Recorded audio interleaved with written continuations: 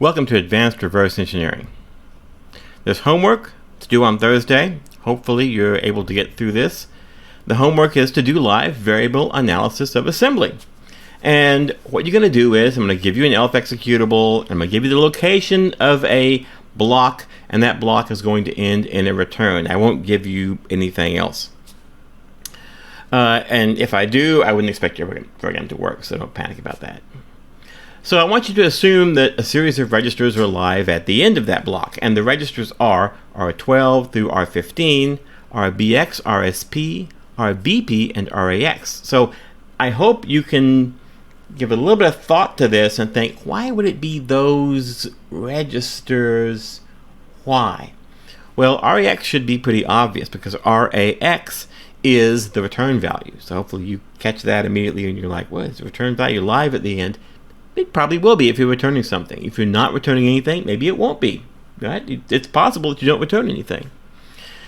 RSP and RBP, well, surely those are going to be live at the end because they represent, and maybe RBP isn't technically live, but RSP will probably still be live.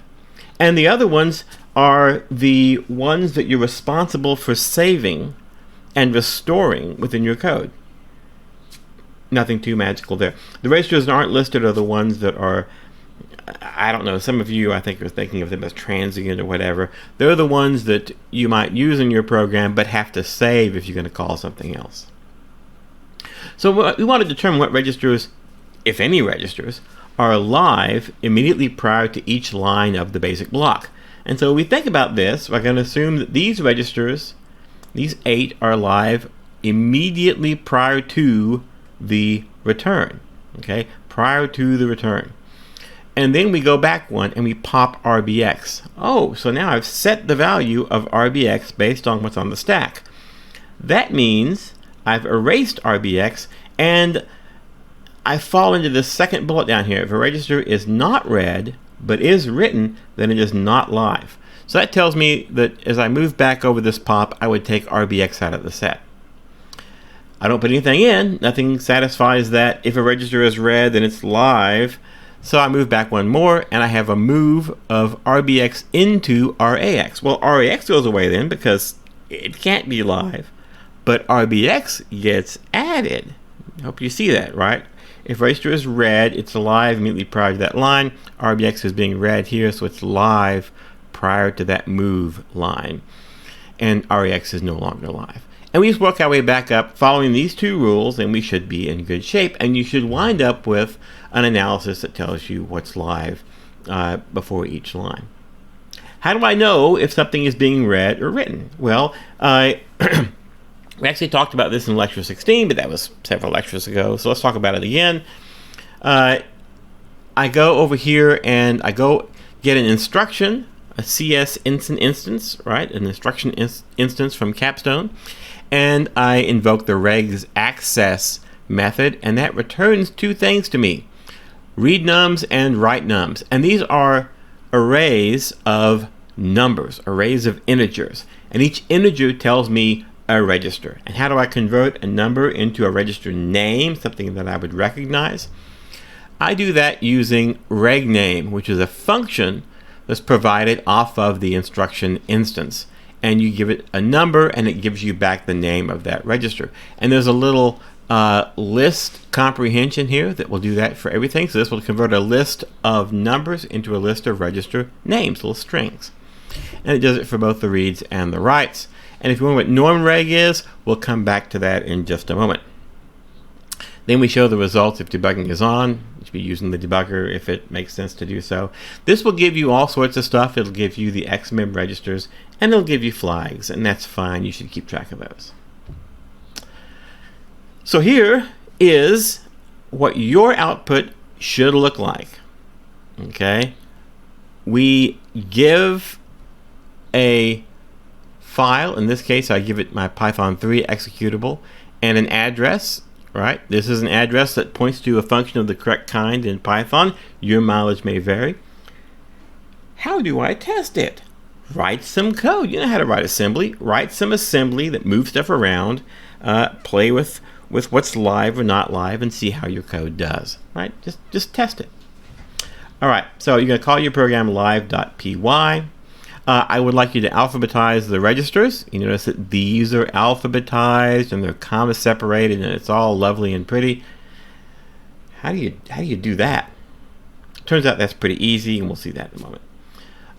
Here's an example of working back through it. So here's the return, and here's my starting position. I don't do anything for return. I just start immediately prior to it with this set. That's the set you're given. As I walk back over this move of RCX into RAX, I discover I have to add RCX. There it is in bold. And I can throw away RAX, and there it is wiped out. Then I move back over this add with carry. What happens there? Well, I am going to read RSI, and I'm going to read the carry flag, and so you'll notice that R flags and RSI get added. And I'm going to write to RCX. So you might expect it to go away, but remember this add with carry is also reading RCX, so it stays in the set. Then I go back over this decrement of RCX. That's going to both read and write RCX, so no change. Up here, etc. I work my way back. There you go. Hints on this? Sure. So up at the top is a little example in Python. I created a little set that contains some registers, and I sort that set. Now sets don't have an order, so sorting a set doesn't make sense. But when I invoke sorted on it in Python, it converts it to an array or to a list and sorts the list, which does have an order. So sorted registers comes back to me as an array or a list. And I can then join them with comma space, just like this, and I wind up with exactly the output I want you to give me. Here I have a map. So up here at the top is an example of a set. You'll find maps useful, probably. I make an empty map, which looks like an empty set, and basically they are in a way the same. And then for each entry, each address, I add something to it. And then I can print it out, and there it is. And I can also sort that. If I sort x.items, it sorts that list of ordered pairs. I can then work through the ordered pairs of key and value and print them out nicely in alphabetical order. And there you go. If you're working with sets, I would recommend you use x.copy whenever you want to store a set in the data in some of the structure, because otherwise it won't behave the way you expect and you'll get really weird results. So be sure and use copy. Other hints? Well, I gave you a thing called normreg. It's on this slide. Copy it out of this slide and paste it in. And what normreg does is, well, I don't want to see results for RSI and results for SI. That would be weird. So normreg takes a register name and converts it into this thing over here on the left. Certainly there are other ways to do it, more efficient ways to do it. This works and it's simple and short. And that way I will end up with the complete register name and not just part of it. And that makes this work a lot better. So be sure and use this. That's that. So as you have questions, email me with those questions. I'll try to check email. I'll be on travel, so it'll be a little more difficult than usual, but I'll try to get to that. Let's talk about real and protected mode. This is an aside, so don't worry about this being on the exam, of course. The CPU, your Intel or AMD 64 CPU, can operate in one of two modes. It can operate in real mode or protected mode. And it may seem like real mode is the mode that it's gonna work in, and protected mode is some weird mode, but it's kind of the opposite. Your processor right now is, if you're running this on an Intel machine, is operating in protected mode. It only operates in real mode when it starts up, typically. So your CPU always starts out in real mode, and basically it's a really, really fast 8086 when it does that.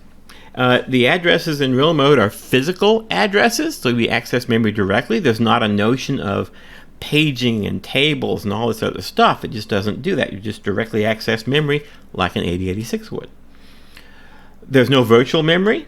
There's no memory protection. Memory protection. That must be what protected means, and in fact that is. There's a 20-bit address space. You might think 20 bits, that seems pretty reasonable. That's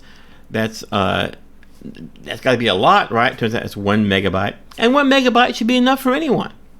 Addressing is done using 16-bit registers, and you may be wondering, how do I have a 20-bit address space and have 16-bit registers? Well, the way I do it is I have segment registers, and I take the value in a segment register, I shift it left 4 bits, so there's now 4 zeros on the bottom, so now it's 16 plus those 4 zeros are 20 bits, and then I add a 16-bit offset to it, and that gives me a complete address. That's right, I shift it by 4 bits and then add a 16-bit offset. Those clearly overlap. What happens there? We'll talk about that. So you might look up something called Unreal Mode or Voodoo Mode. I'm not going to go into it in depth here. It's a trick to be able to access space beyond the 1 megabyte boundary, and that came about when there started to be a 20th address line, which would allow you to actually have memory beyond that, right? If we just have a certain number of address lines, we can only ever access a certain values in memory. Protected mode, there was an early version in the 8286, but it was only for that processor. It was quickly revised, and then we have the real quote-unquote protected mode. Not confusing to talk that way at all. We have the protected mode that's in the 8386, and that brings memory protection. So now we have writable memory and executable memory and read-only memory and not executable memory. And we have protection levels, right? We have the notion of rings for the processor. That all came about when we brought protected mode in with the 8386. We got virtual memory, which gave us a larger address space and all kinds of other advantages, like less memory fragmentation, the ability to move programs around in physical memory without necessarily changing their virtual address.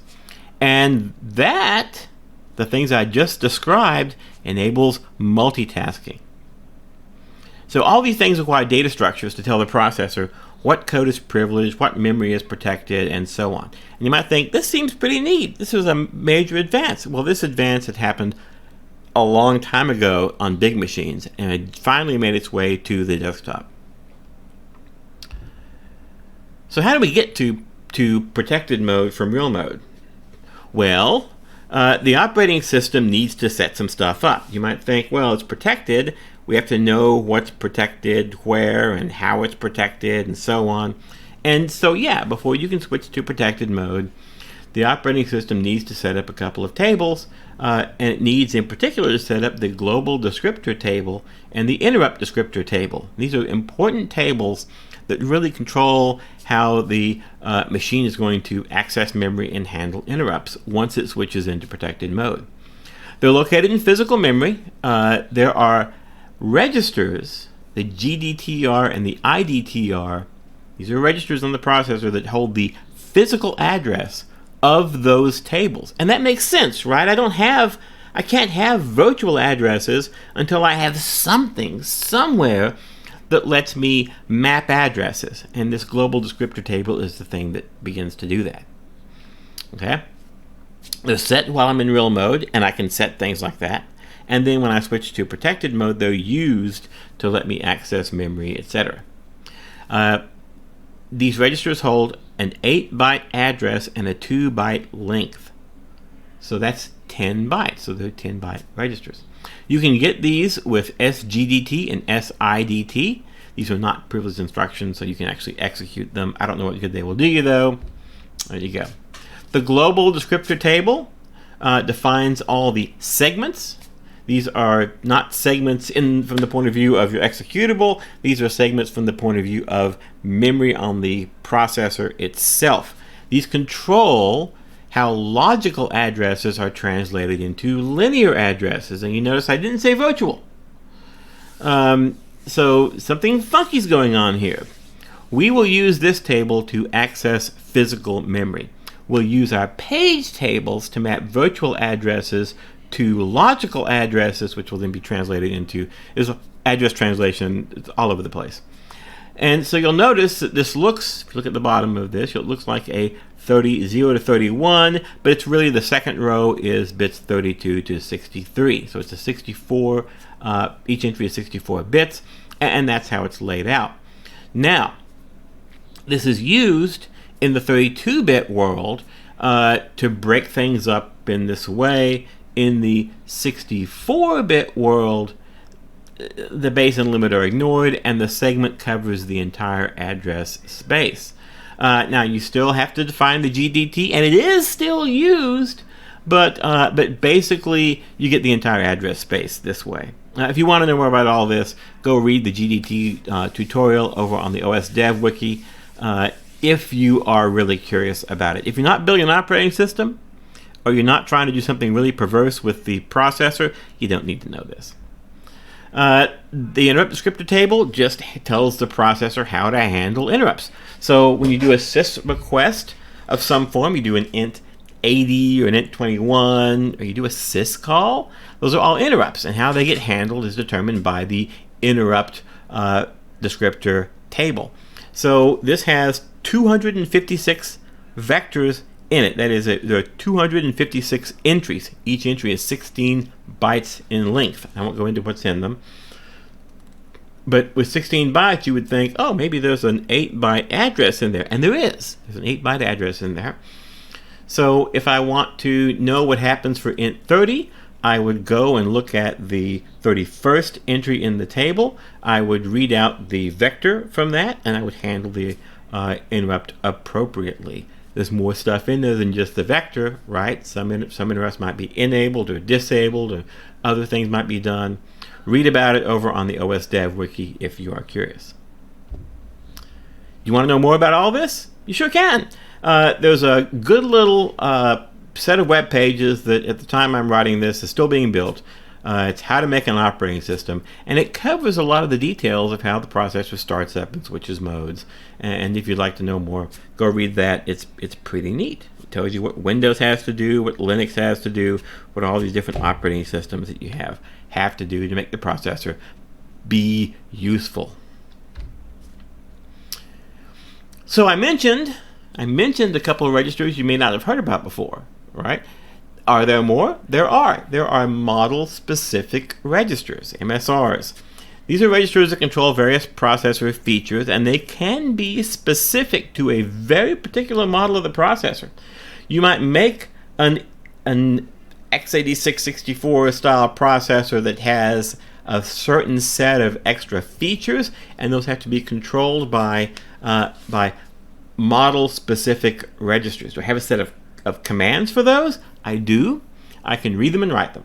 There's read MSR and write MSR, and I can use those to access the model-specific registers. What are they? I give you a little link that shows you some of them, and you should look up maybe a few of the things on the bottom if you're deeply curious about this stuff. It's not unique to this particular processor. Model-specific registers are common in lots of other processors out there in the world that are widely used, right? ARM is widely used, so you expect there to be a lot of variation and specialization, and in fact there is. Great. Let's talk about points to analysis. So we have an issue when we're analyzing programs, and that issue is that real programs use pointers. And pointers point somewhere, and sometimes they point somewhere else, and sometimes that changes, and what are they pointing to, right? And I might have more than one thing pointing to it, so there could be an alias, could be pointer aliasing. What does that mean? How do I figure all this out? So look at the top on the right-hand side here. I have a fragment of C code, and hopefully this won't break your brain. The stuff to the right of the equal should be pretty obvious, right? I have a Boolean, or something that returns a zero or a non-zero, check. And if that's true, I'm going to do func1, and if it's false, I'm going to do func2, right? That's the little question mark colon operator from C. Okay, and what actually is happening there is I'm really computing one of two pointers. So check is something, func1 is a pointer to a function, and func2 is a pointer to a function, and I'm picking one of those two functions And how do I know that? Well, if you look over on the left-hand side, you'll see that the whole thing is being cast to be a pointer to a function f. F will be the variable that receives the function pointer, and the function takes a character array pointer, or a pointer to char arrays. It's like argv. And so I'm picking one of the two functions, and based on check, I'll assign one of the two to f, and from then on I can invoke that function by just using f. This is a really good optimization technique when you're trying to make C code work really fast. If you've got a piece of code that depends upon parameters, or it depends upon configuration, you don't want to be checking that configuration all the time. What you'd like to do is have a bunch of specialized functions, pick the one that matches the configuration you've got, and then just run that one and just do it as fast as you can. So optimization technique that shows up in a lot of places, a lot of game code and other stuff uses tricks with function pointers to get around runtime checking, because if I have to check configuration options, I have checking logic and branches that kill my pipeline.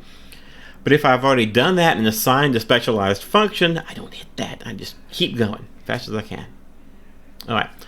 Now, we might want to know what f is, and so we might write down, well, f is either func1 or func2. It's something out of a set that contains those two. Pointer analysis is a static code analysis technique that helps us determine which pointers or references can point to which storage locations. I said pointers or references because not every language has the notion of a pointer, and we can apply this technique to languages that maybe just have things like references into an array. Two pointers that point to the same storage location are aliased, and you may wonder, why do I need this? Why am I talking about this? Well, let's look at the code over there on the right-hand side, and let's ask an interesting question that a compiler writer might ask. A lot of the things you ask when you're reverse engineering code are the same kinds of things that compiler writers might ask. And that question is, do I need to compute x plus y more than once? And it looks like I don't, right? I mean, I take x plus y, I store that wherever it's pointed to by pointer, and then I store it also into z. And so I could optimize away that second computation, because the result of x plus y is probably sitting in a register already, and I'll just shove that over into z. Or maybe if z is automatic, I'll just assign z to be that register, right? And I'm done. Well, if we add more context, then maybe it's less clear. So here I've added a line at the top which tells me that pointer points to x.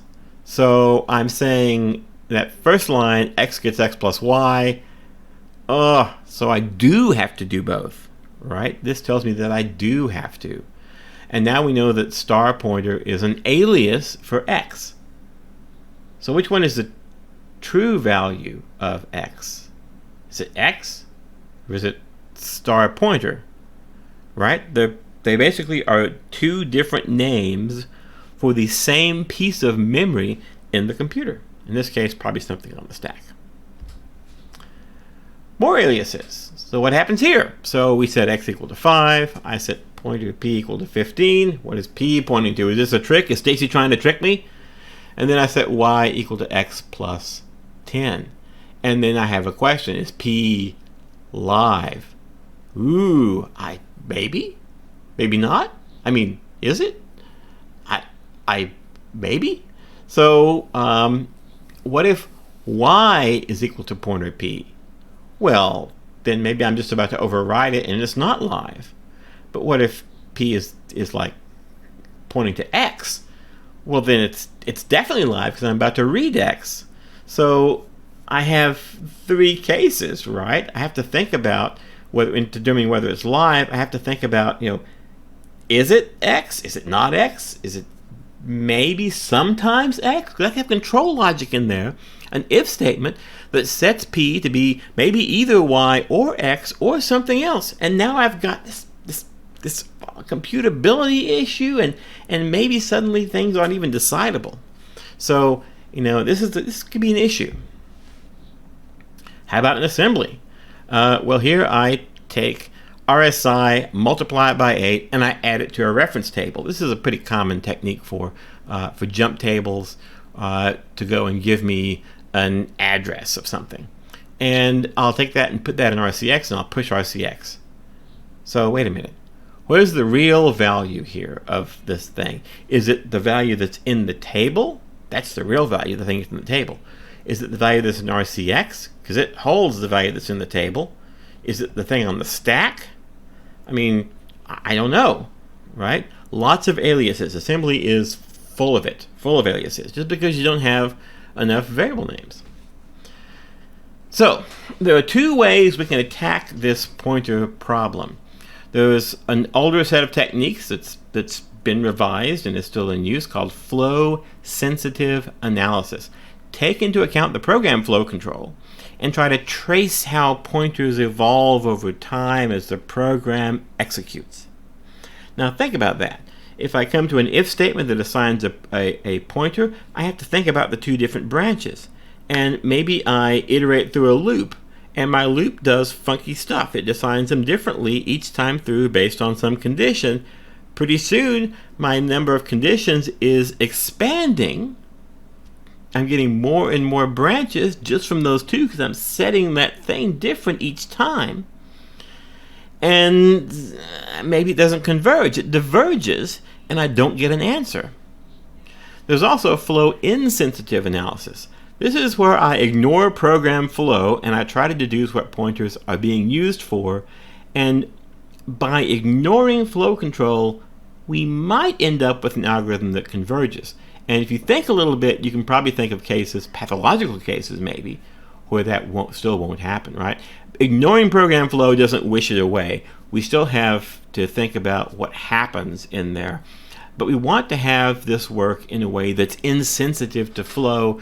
It's just going to be better for us in terms of analyzing it. And I think that will become clear as we walk through how this might work. So we're going to look at flow-insensitive analysis. There are primarily two algorithms for doing this. One is Anderson's algorithm, which is maybe a little older, and Steensgaard's algorithm, which is a little newer and is the one that I think is most commonly applied. So Steensgaard's algorithm is the one we're going to look at here. Just be aware that there are other types of analysis and there are other algorithms for doing this. Which one you should use depends upon the specifics of your particular problem. They all have advantages and disadvantages. But Steensgaard fits a very wide number of cases. So with that in mind, let's talk about Steensgaard's algorithm. Now, this is found in a paper. The paper is up on iLearn.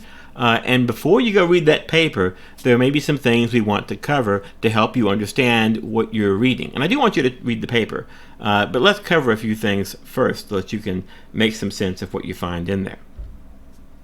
So the paper is points to analysis in almost linear time. Love that. Whenever someone says something is almost linear, that's a fancy way of saying it's not linear. But in this case, almost linear is a good way to think about it. Bjorn Steensgaard wrote this when he was at Microsoft Research, and he is going to give you an algorithm that meets all those criteria at the bottom. We'll go through those in a minute. Right? So, and that minute is now, I guess. I'm sorry, I forget how the slides work. We present a flow-insensitive, so we don't care about flow structures. We don't care about loops or if-then-else's or those kinds of things, right? Interprocedural, what does that mean? That means we're going to analyze entire programs, collections of procedures. So I'm just going to point you to a particular basic block and say, analyze that little block, right? We're going to point you to an entire program and say, analyze this whole body of code. Are we going to go between programs? No. But we're going to analyze entire programs. It's going to be relevant to our problem. It's going to solve, or attempt to solve, the points to problem. Okay? And it's a good algorithm because it's not pathological. It's going to have linear space. He didn't say almost linear space. He says linear space. In other words, I'm going to consume space whose size is linear in the size of the input program. So if you have a giant program, I might consume a lot of space. But if you have a tiny program, I'll consume a little bit of space. I'm not going to suddenly explode and consume all of your memory because you gave me hello world. Okay? and it has almost linear time complexity, and is also very fast in practice. Now those are really two different things. So think about this.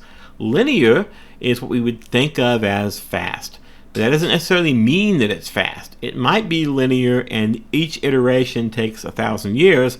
Bad, right?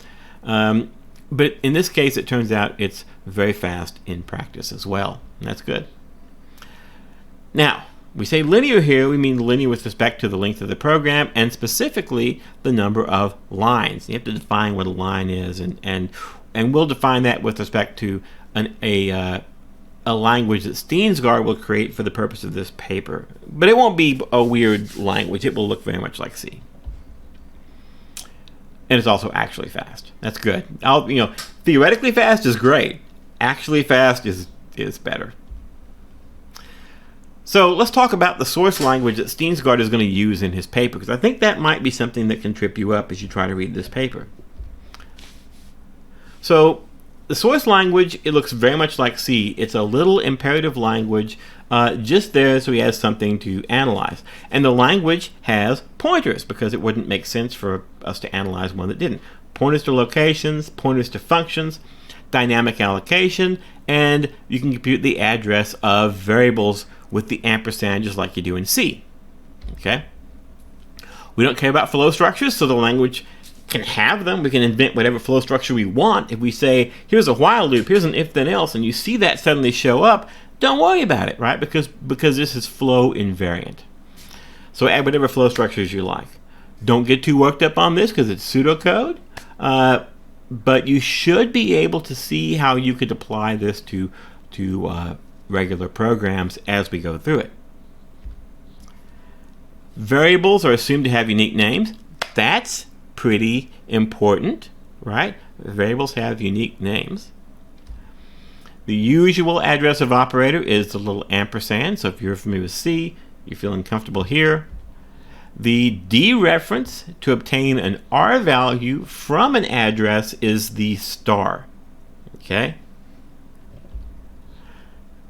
Here, op is some operation. It could be arithmetic, it could be adding, subtracting, multiplying, it could be something else, whatever. It's just an operation that's in there. We can dereference to obtain an L value. Now you might wonder, what's the difference between star Y and on the right and star X on the left? Star Y on the right gives me back an R value. It goes to memory location, gets the contents, and puts that in a temporary variable, right? So that doesn't represent necessarily a location in memory.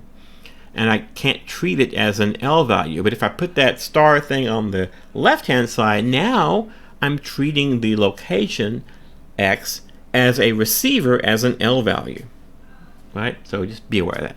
Nothing you have to think too hard about, I don't think. You're probably used to this already. Functions, I can declare and use functions. Functions take a series of arguments, and they return a series of returns. So I can have multiple returns. What's that S star at the end? That's just more statements, right? S is all these different statements, and so a function is, here are the parameters, here are the returns, and then here's the set of statements that define the function body. Down there, I can invoke a function. P in this case is the function I'm invoking, where I'm giving it arguments that are matched up against the positional parameters in its definition. And since a function can return multiple things, I get multiple things that come back and go into those X's. And that's function invocation. Now, I glossed over allocate, but I think you know what allocate would do here in this case. X is going to allocate that middle one. X gets allocate of Y. It's just going to allocate some memory for me. Over here on the left-hand side, we see an example of some code in his little language. And we see a function being defined. Fact is going to be assigned the function that takes a single argument X and returns a single result R. What about all that if and else and phi? Ignore it. Flow insensitive. Put any structures you want into it. So that top thing defines the function. That bottom thing then invokes fact, passing an actual argument of 10, which gets assigned to the parameter X. We then evaluate the body based on that. We get R. We return R as the result. Easy stuff, I think.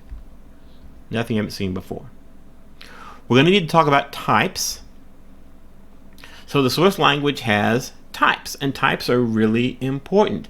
They tell us something about memory shapes, and they tell us how pointers are used. And his paper is replete with stuff that uses information about types. So it bears having us talk about it. So there's tau. So hopefully you are familiar with your Greek letters. Up here at the top we have the alpha. Down below we have the tau.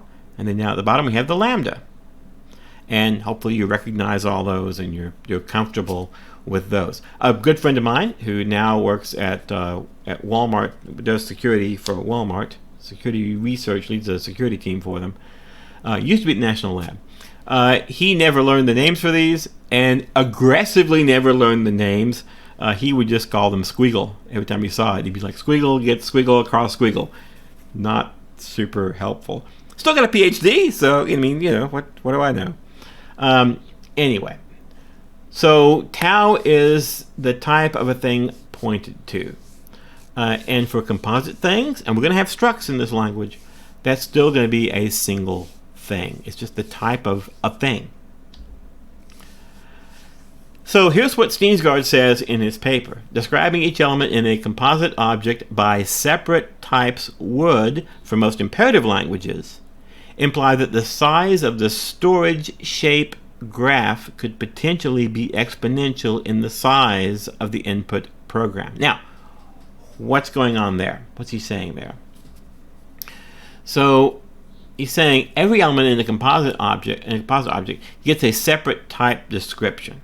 And that means that as I could have a pathological program that just every line defined a new type and new structures, and suddenly I have this explosion where the shape graph, right, every line I'm introducing a new set of types that become part of other types, and so it's types of types, and so it becomes exponential and just explodes.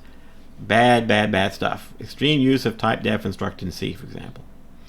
Describing the elements of composite objects by separate types could still be desirable, as the sum of the sizes of the variables, it's probably not going to be exponential, right? I'm going to have things like ints and pointers, and those have small defined sizes. Extending the type system to do so is not addressed in the present paper, so he's not going to build that complex a type system. He's going to give you a fairly straightforward and fairly simple type system. Extending it to do other stuff is one of those things that gets left as an exercise for the reader. What is lambda? Lambda is the type of a function invocation. So the tau up above, you see that it's something or ref alpha. We'll come back to what that means in a bit. And lambda is something or lam of a whole bunch of stuff, right? So what's happening there is this is the type for a function described by a lambda expression. If you haven't studied lambda calculus, don't panic.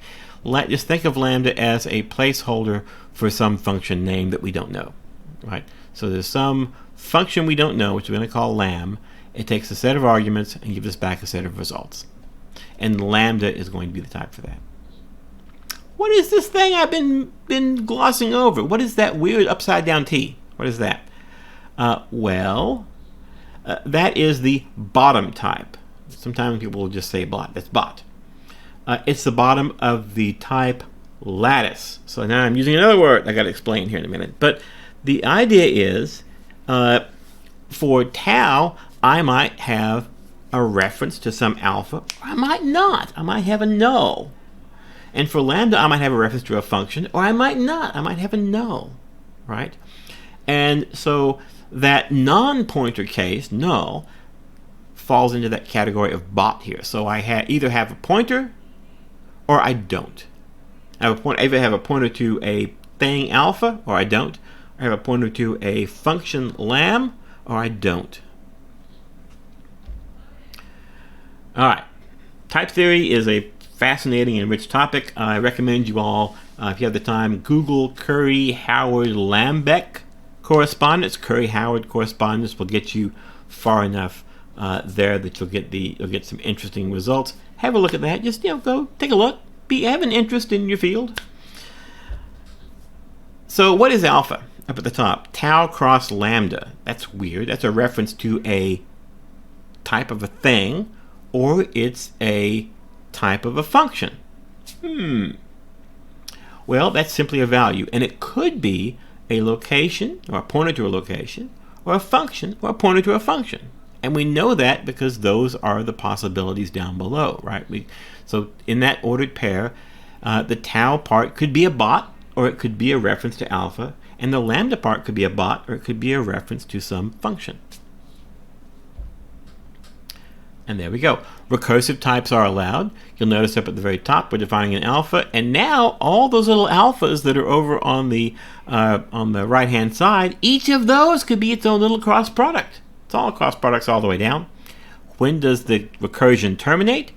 Terminated by bot, right? So if I have tau cross lambda, and I look into the tau and it's ref alpha, and I look into what I'm referencing there and it's bot, well, then I'm done. Okay. There can be type variables. These are needed so recursive types can be written down in finite space, right? Think about a linked list.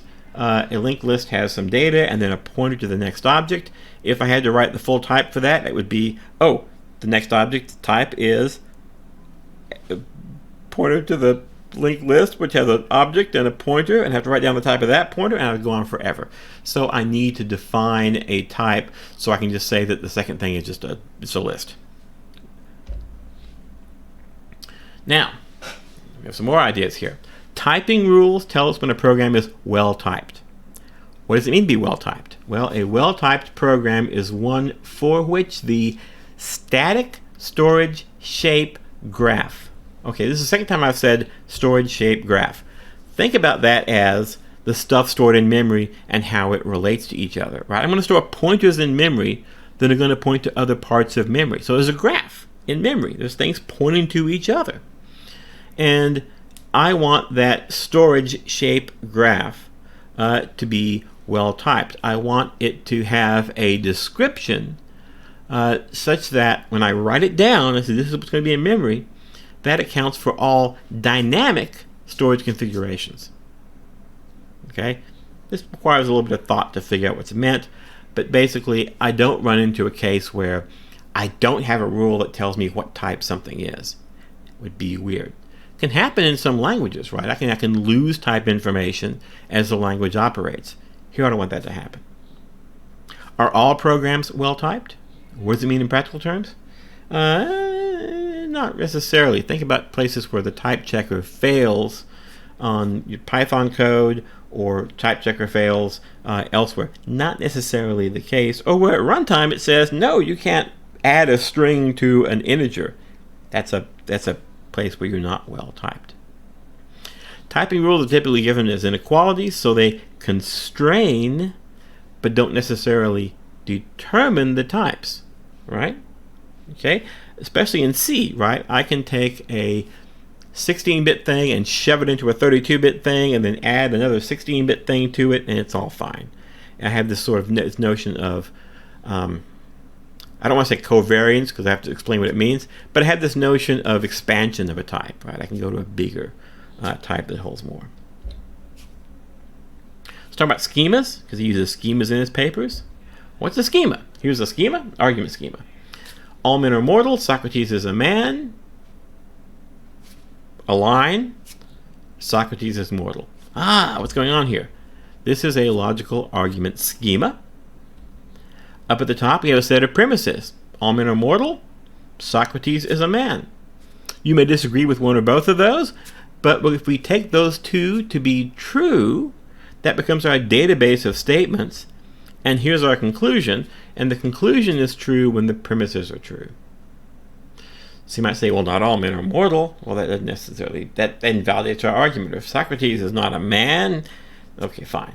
But if those two are true, the conclusion then holds. Simple way of representing a logical argument. And this is pretty common, and you've seen it. Modus ponens, or the mode that affirms, works as follows. If I know P is true, and I know that P implies Q, then I can conclude, therefore, Q is true. And for modus tollens, or the mode that denies, I know Q is not true. And I know that P implies Q, so I can therefore conclude that P is not true. Two very common examples of this. Let's talk about entailment. So you might see this in the paper. And what does this say? This tells us I know Q is true because reasons. I may have reasons. I might not. Doesn't matter. It's true. It's axiomatic. I believe and assert Q is true. Or, I might do something else. We'll talk about that in just a moment. This thing, this sideways T, right? This sideways T here is the logical turnstile. And in this case, we can pronounce it entails. And it typically represents provability or derivability, right? I've got a set of facts, and I'm going to derive that Q is true from them. In this case, I don't specify any facts. I just think Q is true. Q follows. It's just true. But I could have some facts over there. I could have a set of facts P, and I could say, now, P entails Q. I know that Q can be derived from P, or I can prove Q given P. So I know Q is true because I know P, whatever that may be. And we'll see that. We'll also see these combined into typing rules. So here's where it's all going to sort of converge in an unholy way, and you wind up with expressions like this. This is his example of what he calls a two-strict typing rule A. So A is his rule that assigns types to programs. All right? I'm going to repeat that. A is a rule that assigns types to programs. It's a typing rule. It tells me how to infer the types or how to assign the types in a program. And that could be any rule. I could say everything's an integer. Everything's a pointer. Anything that begins with the letter A is an integer. Anything else is a pointer. Etc. Any typing rule that I want is a typing rule. But I don't want any typing rule. I want one that works for certain cases. And so up at the top, I have a couple of things. I say the typing rule A entails X is a reference to alpha, and it also entails that Y is a reference to alpha. So both X and Y are references to alpha. Therefore, at the line there, right, I conclude that A must entail that X equal Y is well typed. Where well typed is a predicate that I'm trying to satisfy for everything. I want this to be well typed. And so I'm using these rules to define the predicate well typed, or to at least constrain it. And so if the things on top are true, then it's well typed to say X gets Y. I can assign Y to X. Okay? Now, he calls this a two-strict typing rule. And he says, well, this would force us to assume too much about X and Y. If X and Y are later used to hold pointers to different locations, this typing rule would still hold. And that would require that the data at those locations have to have the same type. I don't want that. Right? So keep in mind that X here is a type and Y is a type. It's a type that is a reference to alpha. Y is a type that's a reference to alpha, etc. I don't want them all to be the same type. Or maybe they can be different things, right? Maybe one's a 32-bit integer and one's a 16-bit integer, right? The contents of X and Y need only be compatible in the sense that I'm allowed to assign Y to X. So suppose that X is a 32-bit int and Y is a 16-bit int. Well, X gets Y should work. Suppose that X is a 32-bit int and Y is a 64-bit int. Well, then maybe X gets Y shouldn't work. And that would be because X can't contain Y. All right. Hope that makes some sense. He's going to offer other typing rules. Now, I mentioned a lattice, and a lattice is just a fancy name, really, for a partial order. What's a partial order? A partial order allows me to compare some things, but some of the things that I might have are not comparable. And we can see that. So suppose I have the set of all subsets of something. And my comparison is A is greater than B if A has more elements than B. There you go. and that's what you're seeing over here on the right-hand side. So clearly XYZ is greater than XZ because XYZ has 3 elements and XZ only has 2. But can I compare XY and XZ using this rule? I can't. They both have 2, so neither one is greater than the other. And so we wind up with a partial order among them, and you can see the arrows indicating that partial order. A partial order is reflexive, right? What does reflexive mean? That means I can compare a thing to itself, right? A thing is equal to itself. It's anti-symmetric. What does anti-symmetric mean? Think about greater than. Greater than is anti-symmetric. If x is greater than y, then y cannot be greater than x, right? So I can't flip it. It's not symmetric the way addition or equality are. It's anti-symmetric. And it's transitive. If x is greater than y and y is greater than z, I can conclude that x is greater than z. There we go. A partial order relates to the elements of some set, but not necessarily all the elements of that set. If the order is defined for all elements, we don't call it a partial order anymore. We say now it's a total order. Right? The integers are totally ordered by greater than or equal to. So we can define a partial order among types. And in fact, he does. And you can define any order you want. He just happens to pick this one. And he's going to use that weird little triangle thing. So it's triangle equal. So T1 triangle equal T2, right? T1 is, I'll just say less than or equal because I'll get tired of saying triangle. T1 is less than or equal to T2 if and only if, right? Use the if and only if. T1 is bottom. That makes sense that bottom should be less than other stuff. Or T1 is equal to T2. Okay, so here they could be the same, or this one, the one on the left, could be bottom. So now he's broken away from the notion of symmetry, and he's explicitly brought in the asymmetry here. Same thing for this.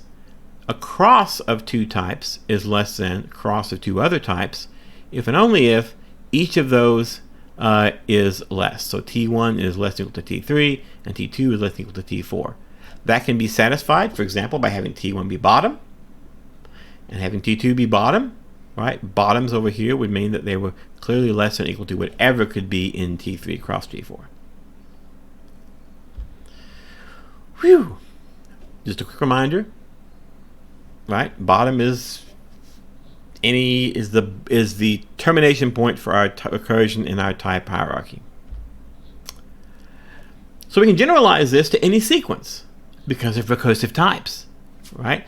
So if T1 is a type and T1 cross T2 is a type, then T1 cross T2 or T1 cross T2 cross T3 or so on all become types, and I can have any number of types. But this will only work, so only generalize nicely if they are the same length, because my recursion rules, and I only have 2 here, only allow me to compare things that are the same length. Right? I have 1 here and 1 here, I have an ordered pair here and an ordered pair here. Each of these things could be its own ordered pair, but then this has to be an order, like if T2 is an ordered pair, T4 has to be an ordered pair, so I can compare them, etc. One way to think of this is thinking T1 fits in T2, right? T1 is smaller than T2, less than T2. It fits in T2.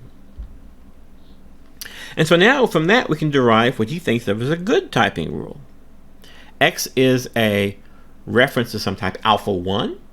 Y is a reference to something alpha 2. Alpha 1 and alpha 2 don't have to be the same, but alpha 2, right, has to fit into alpha 1 so that I can assign y to x. You should be able to understand this, and it should make sense to you. A lot of unfamiliar notation, a lot of stuff being thrown at you, but at the end of the day, really, you should be able to make sense of this and figure out what's going on. All right. If we are assigning the value of y to the variable x, then x needs to be able to hold y. Y can be a primitive in x location, or x and y can have the same type, and there's a rule that lets us have that. So, he's got a programming language that has a bunch of stuff, and here are his typing rules for the language. Now, well-typed constrains, but does not necessarily determine the typing rules for everything. It gives you constraints. Now, in particular, you don't see anything in here about a typing rule for an if-then-else or a while-do or any of those things. Because again, we are not caring about control flow. Okay, that brings us to his central claim. He claims the task of performing points-to analysis has been reduced to the task of inferring a typing environment. New term, typing environment. What is that? Just a way of assigning types. That's our A from the previous stuff. A here tells us how to assign types. That's our typing environment, under which a program is well typed. More precisely, the typing environment we seek is the minimal solution to the well-typedness problem.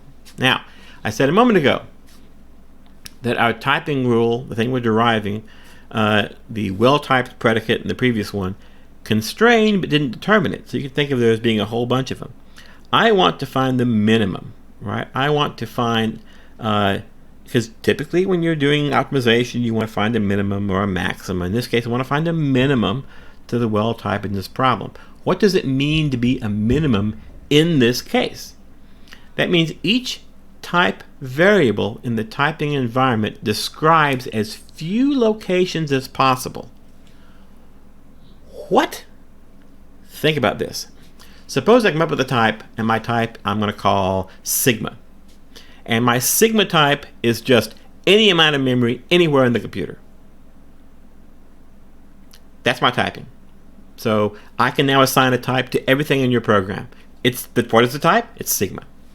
Oh, it's a pointer? Pointer to sigma. And so on. Is that useful? Is that helpful?